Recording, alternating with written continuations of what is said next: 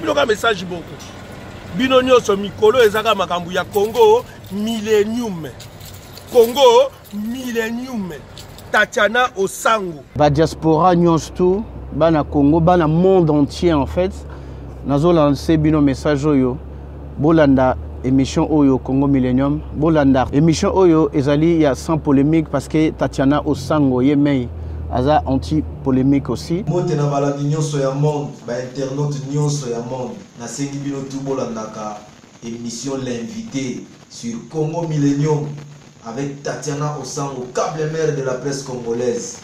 C'est une émission qui parle de la culture, du sport, de la politique, de l'obéla nyonso. Na sengi bino bolandaka ngo émission l'invité sur Congo Millennium. Congo Millennium, Congo Millennium.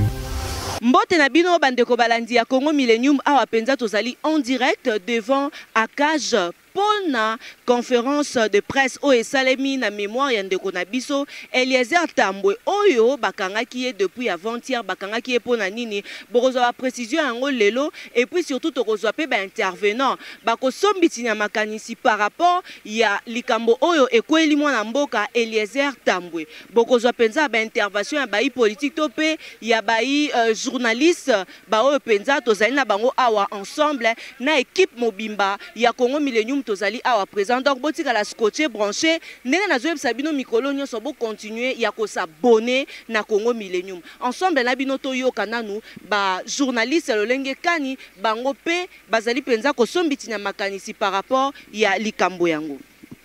Les circonstances dans lesquelles le diamant a été stocké et la mort de propriétaire de ce diamant de 35 carats. C'est ainsi que nous invitons la justice, au lieu de s'acharner contre la presse qui a fait parvenir cette information à l'opinion, nous invitons la justice à approfondir ses enquêtes pour élucider les circonstances de l'extorsion de ce diamant et la disparition mystérieuse de son propriétaire. Sur ce, nous recommandons aux autres journalistes d'approfondir leurs enquêtes sur cette question. Parce que maintenant, là, après avoir manqué comment clouer Eliezer au pilori, hier, certains laboratoires ont été surpris en train de faire un montage sonore qu'ils vont mettre, qu'ils vont imputer à Eliezer Tambwe. Et ce montage sonore sera bientôt là, présenté par le plaignant, M. Ngoka Sanjou, pour dire que Eliezer Tambwe lui avait demandé de l'argent. Et nous condamnons ce montage amateur qui vise à trouver des infractions sur la tête de notre confrère. Nous ne saurions terminer ces mots sans exprimer toute notre gratitude aux ONG de droits de l'homme qui nous ont accompagnés, principalement Maître Georges Kapiamba depuis plusieurs années, 20 ans bientôt. Il est toujours à nos côtés, il nous défend. Nous leur sommes très très reconnaissants.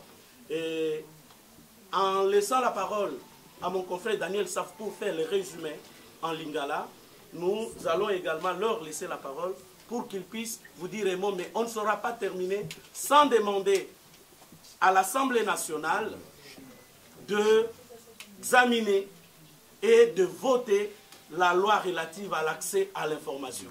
Parce que c'est tout ce qui est à la base de ce à quoi nous sommes en train d'assister maintenant. Je vous remercie. Daniel Sapou, on va faire le résumé de la situation qui concerne notre client Eliezer Tambwe. D'entrée de jeu, il est quand même important que je puisse vous situer le contexte de notre intervention, et là, puisque Daniel Sapou a fait allusion tout de même au mouvement citoyen auquel j'appartiens, les Congolais debout, qu'il faille distinguer dans la nature de mon intervention, dans la mesure où quelques allusions ont été faites sur le fait que nous sommes intervenus et qu'il y a eu un appui en ce qui concerne notre intervention par l'initiateur du mouvement syndicat de Golo. Par après, je vais examiner avec vous les aspects procéduraux et les enjeux de l'affaire Eliezer Tambwe. Le mouvement citoyen congolais debout a à son sein des groupes d'action et d'intervention pour les cas de violation des droits de l'homme, pour les cas des victimes d'oppression et même des groupes de solidarité dans lesquels nous intervenons, comme on l'a fait aussi lors de la répression du 31 décembre avec les cas d'Orcas Makaya et certains autres cas. Donc c'est tout à fait normal que dans les cas qui concernent nos partenaires de la presse, que notre groupe d'action et d'intervention ait pu constituer une équipe d'avocats pour venir à l'appui d'Eliezer Tambwe, comme nous l'aurions fait pour toute autre personne, y compris les militants de notre mouvement. C'est notre vision de la solidarité dans le combat. Raison pour laquelle nous sommes intervenus. Il n'y a là aucune autre analyse telle que les laboratoires de la Kabylie ont essayé d'apporter dans cette affaire qui justifie la présence du groupe d'action des Congolais debout. C'est notre vision, c'est notre solidarité pour les victimes des violations des droits de l'homme. Voilà donc la raison pour laquelle nous sommes intervenus et nous continuerons à intervenir dans cette affaire jusqu'au bout. Parce que si l'un d'entre nous se retrouve en difficulté, nous sommes tous en difficulté. Porter atteinte à la liberté de la presse, c'est porter atteinte à la liberté d'expression de l'ensemble de la population. Voilà pourquoi l'essence de notre présence dans cette affaire.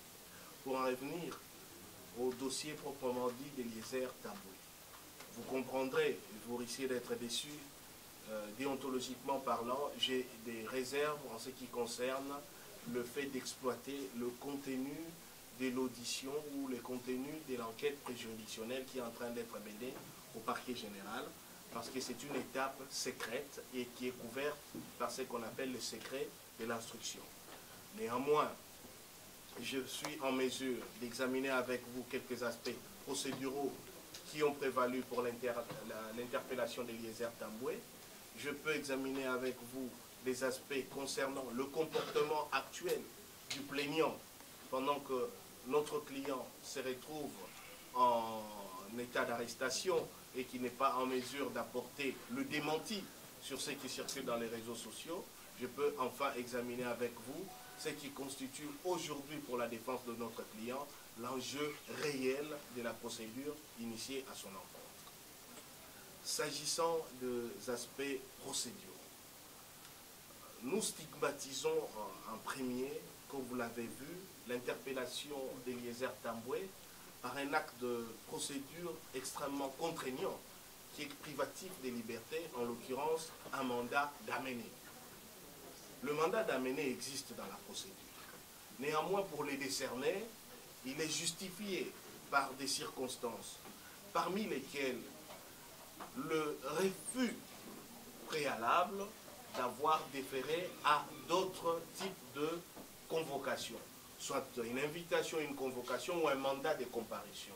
Si vous n'avez pas déféré à ça, si vous n'avez pas respecté cette modalité de convocation, on vous décerne un mandat d'amener. Les agents de la police judiciaire viennent se saisir de votre personne pour vous amener contre votre gré devant l'officier du ministère public. En ce qui concerne le cas d'Eliezer Tambwe, en aucun moment il n'y a eu d'acte d'invitation préalable. Automatiquement, on a décerné les mandats d'amener. Sa fuite n'était pas à craindre. Sa résidence n'était pas inconnue. La preuve que sa résidence n'était pas inconnue, à tout le moins sa résidence professionnelle, c'est qu'on est venu lui décerner le mandat d'amener sur son lieu de travail. Donc ce qui justifie a posteriori qu'on aurait pu aussi lui envoyer une invitation, une convocation ou un mandat de comparution sur les mêmes lieux. Ça n'aurait pas eu besoin de passer par un mécanisme de contrainte. Sauf que, dès le départ, Eliezer Tambwe a fait l'objet, en ce qui nous concerne, d'un mécanisme disproportionné de comparution qui, dans les cas d'espèce, ne s'est justifié aucunement.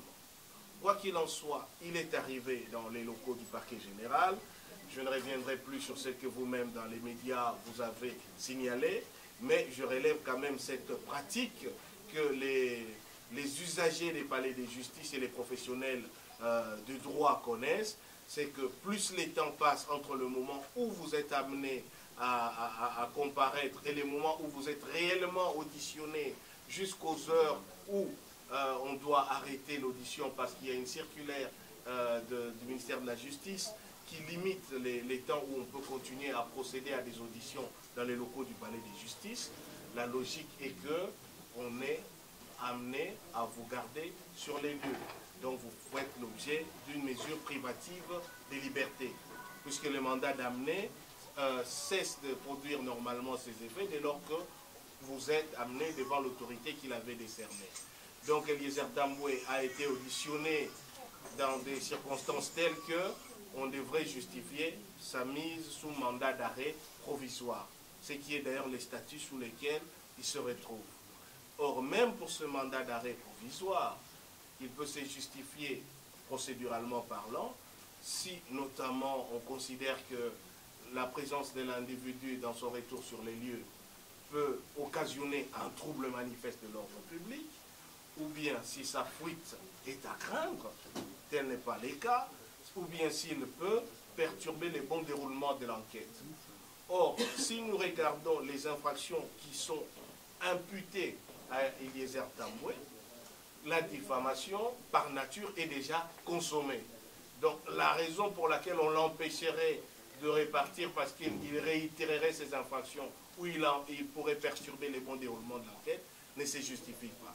Par ailleurs, la tentative d'extorsion, même dans ces cas, puisqu'on prétend une tentative, ne pourra plus se répéter dans la mesure où les faits sont circonscrits et la plainte a déjà été établie. Donc même encore à ce moment-ci, nous ne comprenons pas la nécessité qu'il y avait de priver Eliezer Tambwe de sa liberté, même à titre provisoire, dans la mesure où il était en mesure de déférer aux convocations, de se présenter à tout moment où l'officier du ministère public voudrait les rencontrer, quitte à ce qu'il fixe les conditions pour lesquelles il aimerait qu'il garantisse cette comparution. Donc nous avons aussi considéré que tout a été fait pour mettre Eliezer Tambwe dans une condition psychologique de faiblesse pour qu'il se défende ou qu'il assure sa défense dans des circonstances où il n'est pas en état de se défendre correctement. Et donc, encore là, nous stigmatisons une procédure que nous considérons particulièrement coercitive, qui ne permette pas à une personne à qui est reconnu constitutionnellement le droit à la liberté. Parce qu'en matière de poursuite, la liberté c'est la règle, la détention c'est l'exception. Et on ne comprend pas la nécessité, après un mandat d'amener décerné dans ces conditions, de les mettre sous mandat d'arrêt provisoire. À ce jour, une demande de mise en liberté provisoire a été introduite d'abord à l'office du procureur général. Nous attendons la suite qui lui sera réservée, mais nous nous battons fortement pour qu'Eliezer Tambwe puisse bénéficier de son droit à la liberté.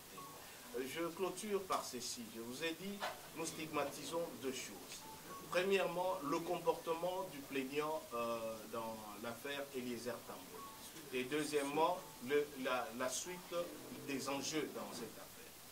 Nous ne pouvons pas comprendre que M. Ngoï Kassanji ait saisi la justice, porté plainte contre Eliezer Tambwe, et qu'en même temps qu'Eliezer Tambwe a comparu devant la justice, M. Ngoï Kassanji se répande maintenant dans les médias et dans les réseaux sociaux en train de proférer des accusations graves contre notre client et lesquelles n'est plus en mesure de se défendre parce qu'il est en détention.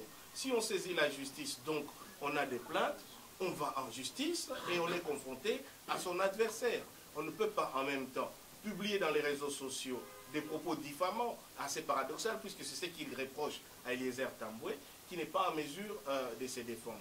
Notamment des prétendus audios où on voudrait faire croire qu'Eliezer Tambwe est en train de soumettre Ngoï Kassanji à des demandes de fonds et des tentatives d'extorsion. Nous dénonçons ça de la manière la plus formelle. Nous aurions voulu que ces prétendus audios, si ça existe, qu'on le produise comme dossier de preuve dans la procédure au parquet général. Et dans ces cas, nous allions discuter sa recevabilité, les modalités d'obtention de ces prétendus audios, la loyauté de cette preuve, parce que si vous créez une conversation où vous l'orientez en l'enregistrant et après vous voulez l'utiliser contre autrui, il faut savoir que la justice organise les modalités de recevabilité des preuves, et notamment la loyauté d'obtention de ces preuves. Ce n'est pas en même temps dans les réseaux sociaux qu'on règle une affaire qu'on a soi-même à mener en justice. Nous considérons que c'est une attitude qui dépasse aujourd'hui le simple cadre d'une plainte qu'on voudrait normale et qui de plus en plus prend des proportions d'un règlement des comptes, d'un lynchage d'une personne qu'on pense être gênante. Et nous n'allons pas faciliter cette démarche. Nous sommes en justice, allons en justice avec les arguments jusqu'au bout. Et j'en termine sur cet élément, je vous prie de m'excuser, c'est important pour mon client aussi. L'enjeu, je crois, ses confrères l'ont dit, ça reste que Eliezer Tamboué a exercé son métier, le même, un très beau métier que vous êtes en train de faire. Alors il est important de comprendre qu'aujourd'hui, c'est l'enjeu de la liberté de la presse, l'enjeu du travail d'un journaliste d'investigation. Vérifier si effectivement il y a réalité dans cette affaire des diamants. Réalité dans cette affaire, est-ce qu'il y a eu un jour, effectivement, une personne qui a trouvé un diamant de 35 carats, qui est venue ici à Kinshasa, qui a contacté une communauté des Anamongo, qui a traité cette affaire?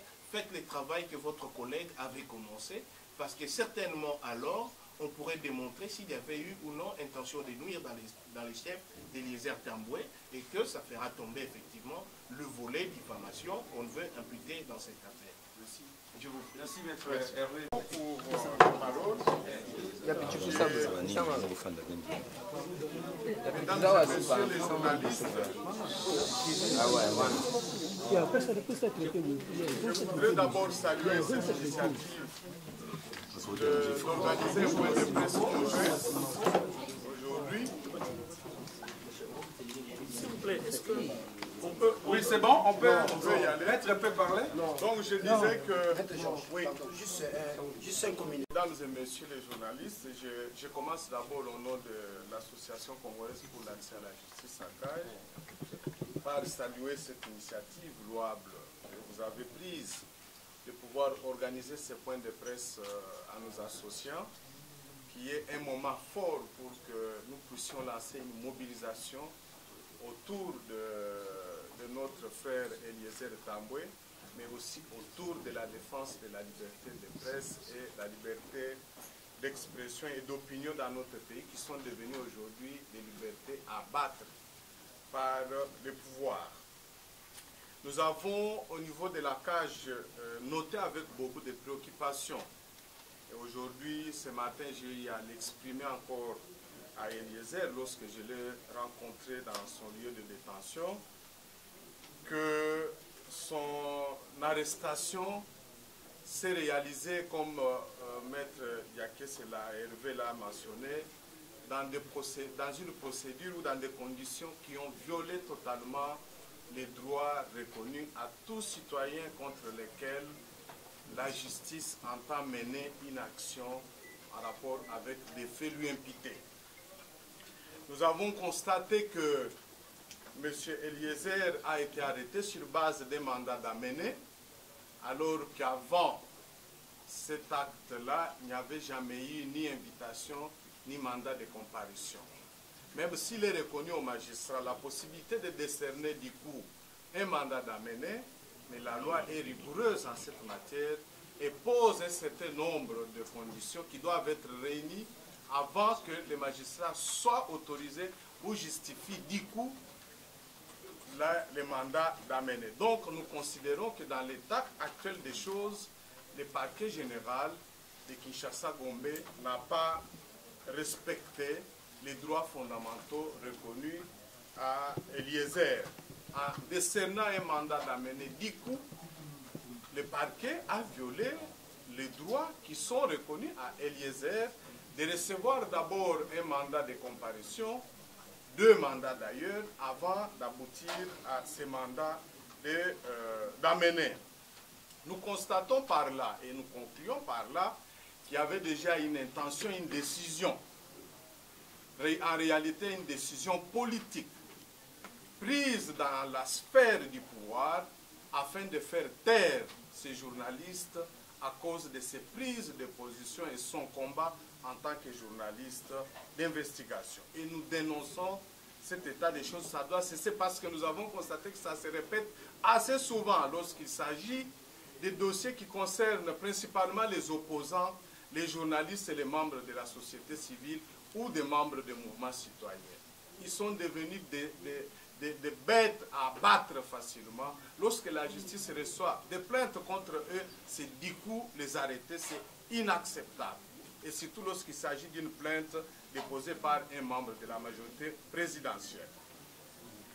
Deuxièmement, nous constatons que la plainte a été déposée par le gouverneur Ngoï Kassanji, mais au vu des informations que nous avons obtenues de ces conseils, il nous revient que la plainte n'a jamais été confirmée dans les formes prévues par la loi.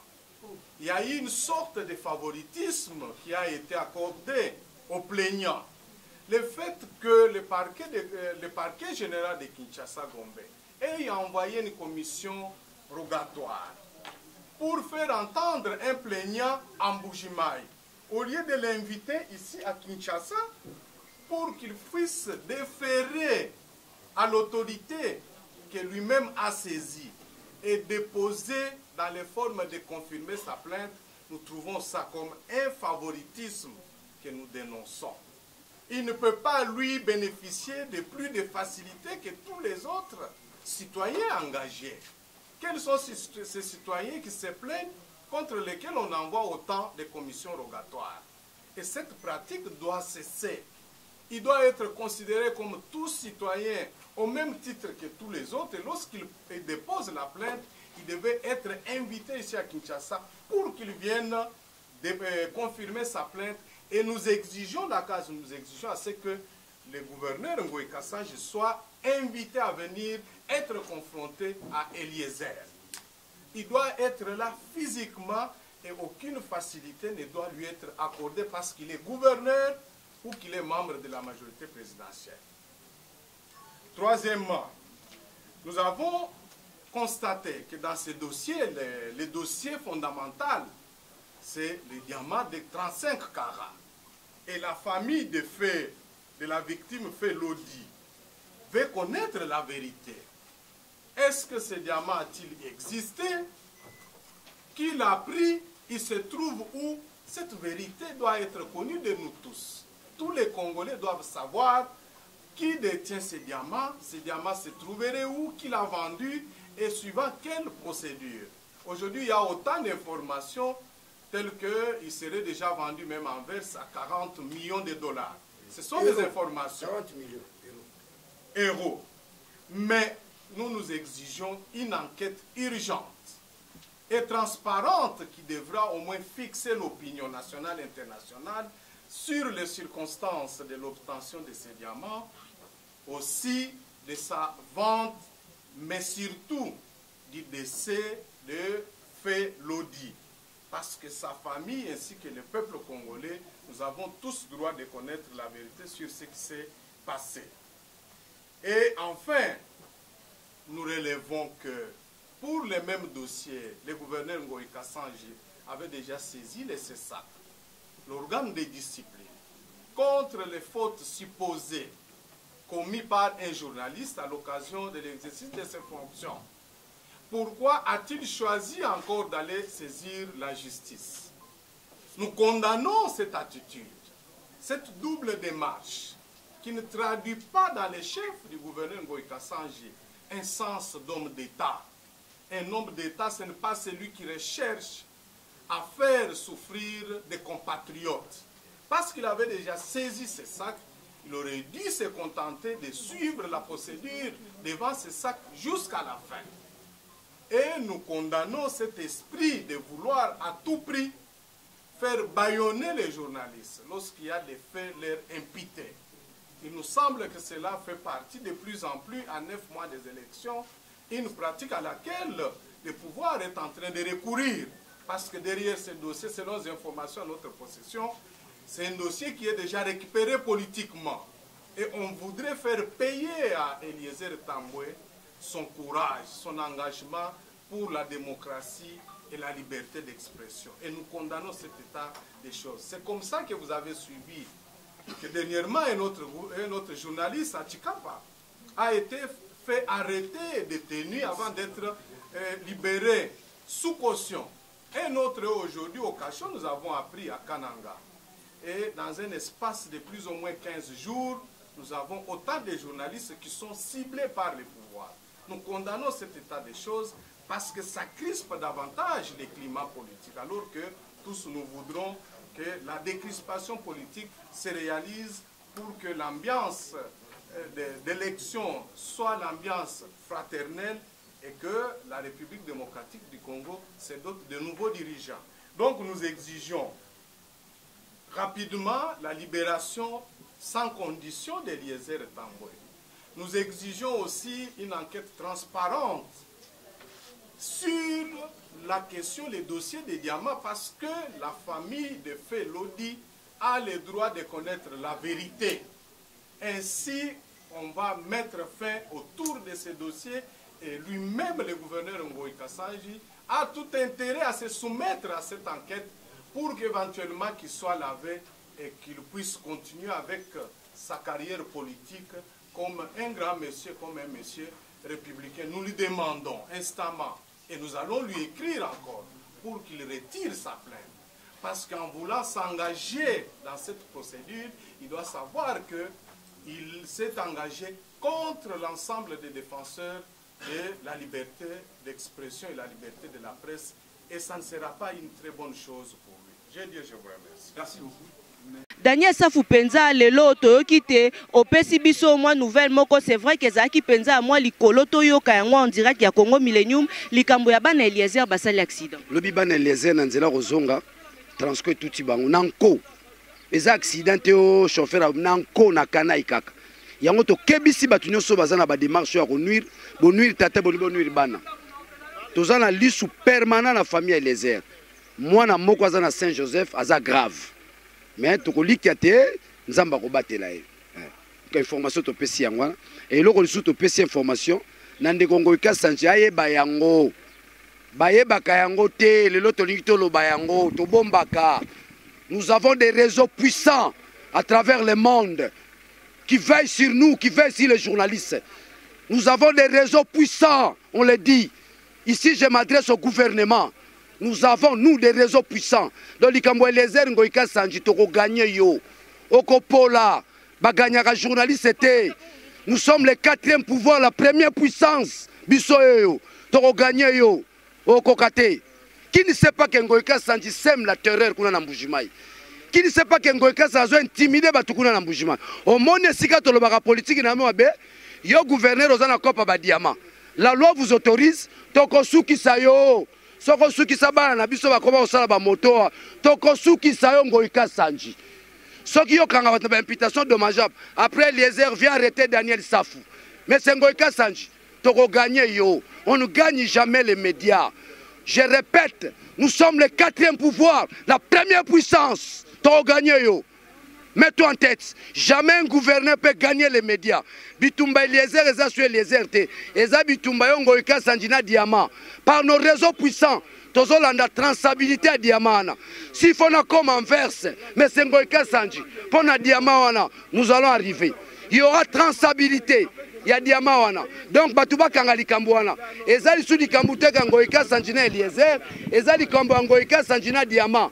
Biso ba imboka esengi toyeba likambo diamant ngo boni boni foto yeba et puis boyeba yango mbala liboso na isora mboka na biso sankuro bimisi diamant 35 kara au moni bino population boke na voter ba commerçant landara bénéfice bomoni bénéfice. Nous te disons Ngoï Kassanji retire ta plainte na moment na zolo banayo ba réseau na biso ezo bouger les lignes bougent yo kanisa les era emoko. Et les airs à Daniel Safazala Sima, Moukebaï, Batunio Somoni Batelemia. J'ai affaire aux médias congolais et aux médias du monde. Nous ne sommes pas seulement des Congolais, nous sommes aussi des citoyens du monde. De par notre statut de journaliste, nous sommes des citoyens du monde. Tout journaliste, c'est un citoyen du monde. Kebayo, au Kokate, tu gagnes déjà a priori. Daniel Safou vraiment bo comprendre le lenge kani mwana mboka azali penza na kanda makasi koyoka kate likambo ya ndeko Eliezer le lenge kani ezosala penza pasi kasi to remarquer absence ya moto moko ezali absence ya Mike Mukebai to luka toyeba pourquoi Mike Mukebai ayelelo awate. bandeko balandi ya Congo Millennium penza na maloba wana ya mwana mboka Daniel Safu penza nde totie litono na émission na biso l'invité ya mokolo ya lelo ezalaki nde tolobelaki likambo ya affaire ndeko Eliezer na gouverneur Ngoi Kasanji likambo yango penza tokoliki ya te bozwi penza ba réponse to pe biyano na mituna na bino nyonso parce que ezala ngo affaire nde ya diamant bozwi penza makambo oyo penza bozalaki nango besoin ya koyeba yango wana nyonso. Alors na bande ko nyonso boza na besoin moi sujet moko songolo to invité moko songolo paka boza na besoin to yambaye deux numéros eza affiché na ba machine na bino to pe ba écran to pe na ba téléphone na bino boki ko benga biso pour que to solola ensemble na bino nyonso baye bozali kolanda biso. Merci beaucoup vraiment na mon boss papa Riki Dibendi motema ya maman Jolie Dibendi la pomme verte posa mama ya solo yango to bengi onguli. Joyeux anniversaire à Cécile Osango maman na grâce motema ya Serge Katembo grand frère propre ya Isabelle Katembo motema ya Eric Lusandu le noble yaya na olela. Et merci aussi à Os Osango Bobby vrai penandeyo champion à ma gauche éternel champion depuis ozala champion bazalati petit frère propre ya Pasio Sango première dame ya Bandalungwa. Et merci à Riki Nemiala Yoye Bikara Willy de Bundes moto moko bien motema malamu wapi de Gaulle Mavinga le roi motema ya la reine Agnès King George le sultan de Dilbey Yoye Bikara King George Yoye Bikwa le sultan de Diblin. Donc Yoye Bikara à la vraie bien quoi to sola masolo qui toque Yoye Bitan to le sultan de Dublin, King George, Yonde Mingi Mingi. Merci beaucoup encore une fois mon boss, papa Riki Dibendi. Merci à Jires Mwanda, Ponabilili, Lenda Sadi, Leoto Vandi. Jordad, Kambala Pona montage. Babi vraiment Mingi Mingi. To solo, la nabino nyonso. Bayo boana besoin li solo. Honorable Serge Kaembe Mwadian Vita Motomoko. Bien. Merci à vous. Et na balandignon sur le Congo Millennium, je vous aime beaucoup. Affaire Eliezer, affaire à suivre. Aucun de prison, toi Zanan. Boye Banka sur Congo Millennium, l'émission Nabino, l'invité est représenté par câble mère de la presse congolaise, Tatiana Osango Naranga Mourou, Torami Balete, la fibre optique de la presse congolaise. Je vous aime beaucoup, ceux qui nous ont zongité. Retrouvez-moi prochainement, retrouvez Congo Millennium prochainement, na numéro Moussousou. Allez, Bobo Tobondeko, Ekoba, Korenye, Namabota Mabino. Au revoir. Congo Millennium.